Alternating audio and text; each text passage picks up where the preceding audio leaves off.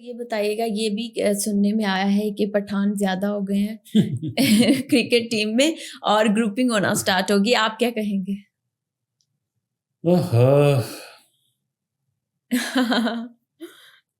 آپ پٹھان ہیں؟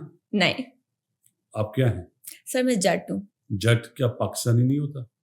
پاکستانی ہو سکتا ہے کوئی کیا بھی۔ سندھی پاکستانی نہیں ہوتا؟ ہوتا ہے، بلوچی پاکستانی ہوتا ہے۔ پٹھان کیا پاکستانی نہیں ہوتا؟ ہوتا ہے۔ تو یہ فرقے کس نے ڈالے؟ ہم نے نہیں، ہمارے کچھ گنے چنے میڈیا کے جو لوگ ہیں نا جی، یہ انہوں نے اسپورٹس میں کرکٹ میں ڈالے، ٹھیک ہے، کہ پنجاب والا پنجاب کی تعریف کرتا ہے پلیئروں کی، سندھ والا سندھ کے پلیئروں کی، بلوچستان سے تو انفارچونیٹلی کوئی پلیئر آ نہیں رہا، حسیب اللہ ایک بچہ ہے وہ ہے، اور پنڈی والا پنڈی کی تعریف کرتا ہے، پشاور والا پشاور کی۔ بھائی پہلے پاکستانی تو بنو۔ یہ دیکھیں یہ ہے نا فنگر، جی، یہ پنجاب، یہ سندھ، یہ بلوچستان، یہ پنڈی، یہ پشاور، بھائی ایسے بنو۔ جب ایسے بنو گے تو پاکستانی بنو گے نا۔ یہ بالکل بیہودہ بات ہے کہ پٹھانوں کی گروپنگ یا پنجابیوں کی گروپنگ یا سندھیوں کی، نہیں۔ اگر گروپنگ ہے جی تو جو مینیجر اور جو کوچ ہے ان کا کیا کام ہے؟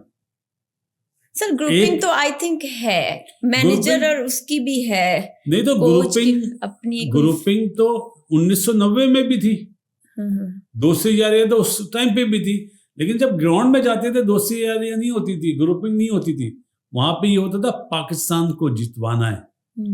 آج کل کیا ہے کہ میں پرفارمنس کر لوں میرا اگلا میچ پکا ہو جائے، اور یہ جنہوں نے نفرتوں کے بیج بوئے نا یہ بہت بڑی زیادتی کر دی ہے۔ یہ چیز اب ختم نہیں ہوگی اس طرح۔ کوئی بہت بڑا آدمی، مطلب بڑا آدمی اس سینس میں just like a elder brother, کہ ان سب کو جوڑے تو یہ پھر ایک ہوں گے، ادروائز پرابلم ہوگی۔ لیکن یہ جو الزام ہے نا پٹھان کا کیا کام ہے آپ کو پتہ ہے؟ تکلیف ہوگی جو بات بول رہا ہوں سر بولے پلیز۔ صبح اٹھتا ہے فجر کی نماز سے پہلے نماز پڑھتا ہے، اس کے بعد محنت کرتا ہے گراؤنڈ جا کے، رزق تلاش کرتا ہے جو اسلام میں ہمیں بتایا جاتا ہے نا، اٹھو۔